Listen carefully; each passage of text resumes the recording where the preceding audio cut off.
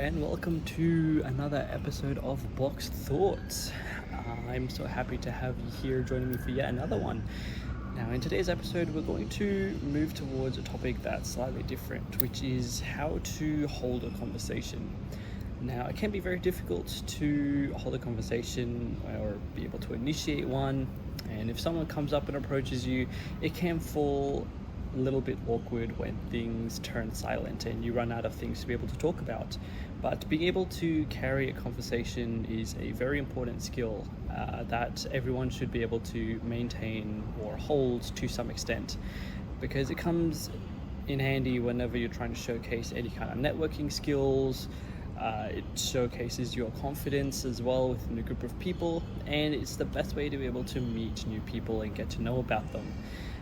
But you may have heard the normal tips, which are to maintain eye contact, ask open-ended questions, engage in active listening, or ask about interests and hobbies. But a lot of the times those can feel very one-sided, and it can turn towards feeling very much like an interview. So in today's episode, I'm going to cover a very easy method that makes it really handy to be able to follow through so that you're able to maintain a conversation easily and be able to build up on that confidence and public speaking skills. So let's get into it. Now, the method that we're going to cover today is known as the Ford method, which is spelled F-O-R-D, and they all stand for a different category of questions that you can ask, which are family, occupation, recreation, and dreams. And all of them have very open-ended questions that allow you to find a lot of similarities or differences in opinions that you'd be able to leverage to carry the conversation further. If you find any interest, then you'd be able to use that for your own benefit and ask more questions or get your own opinions into the whole conversation. So first, F, which is family. That asks questions such as, do you have any siblings? Are you the oldest or youngest sibling? Or what's it like being the oldest or youngest or middle child? Or even, do you have any pets, or how did your parents meet each other? And O, for occupation, looks towards asking questions such as, what do you do for work? Do you enjoy your job? What's your favorite part about your job? Or if they're studying, what do you study at what university or high school? What's your degree, or what's your major? Or what are you hoping to do after you finish that degree? Do you want to stay in the same profession, or are you looking to hopefully change entire industries or entire jobs altogether?